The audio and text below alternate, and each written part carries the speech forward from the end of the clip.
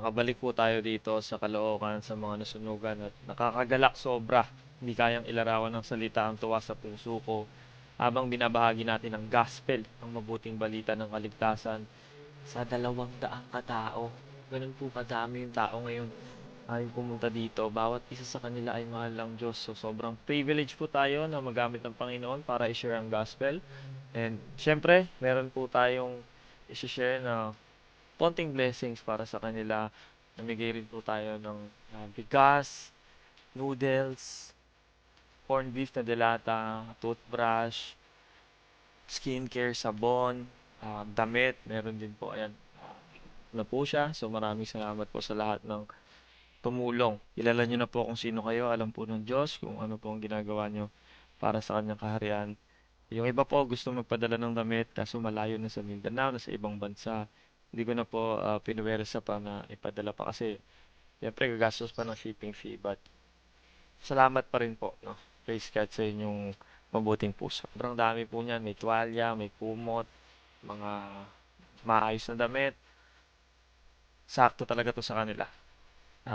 Lahat sila makakatanggap. Makatanggap pala actually. Ito to, meron ding brand new na mga t-shirts po. Pero nasa 50 pieces lang yan. Yung mga plain shirts. Talagang magagamit nila yan. Yung ibang damit nakabalot na ng maayos para ibibigay na lang. May mga tuwalya rin. Meron diyang tsinelas actually. May mga tuwalya na pwede nilang magamit. Handa rin po tayo ng kakainin nila. Kasi sobrang init po dito sa court. Siyempre, yung oras nila, naglaan talaga sila dito para makinig ng salita ng Diyos. So, may konting lunch, tubig, pinaka-importante, Biblia po. Hindi po natin kakalimutan yan, no? Kasi pwedeng magbigay tayo ng kung ano-anong gamit yan. Pagkain, mauubos lang nila yon. But ang salita ng Diyos, Matthew 4:4, hindi sa tinapay na bubuhay ang tao, kundi sa salita ng Diyos. Make sure po natin na lahat po sila ay mabibigyan ng Bible. Kaya, glory to God, I am so happy.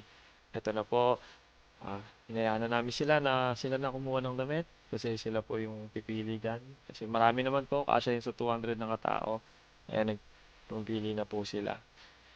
Ito po yung mga bigas, yung pack, may noodles, toothbrush, sabon, skincare, noodles, corned beef na dalat.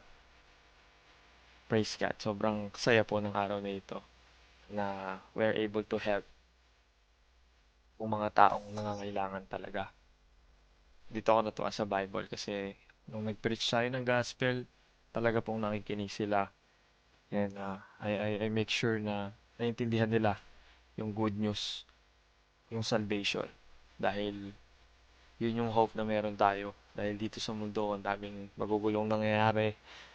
So, ayan. Ito yung mga skincare, mga sabon na pinapamigay lang natin. Medyo limited lang yung skincare. And for the closing prayer, syempre, pasalamatan natin ng Panginoon para sa successful na activity na to, na outreach na to. Yan, sobrang nakikita nyo naman po, nakinig sila at talagang lahat po ay nasunod. Nung prayer, lahat po sila tahimik, nakatungo. Glory to God po.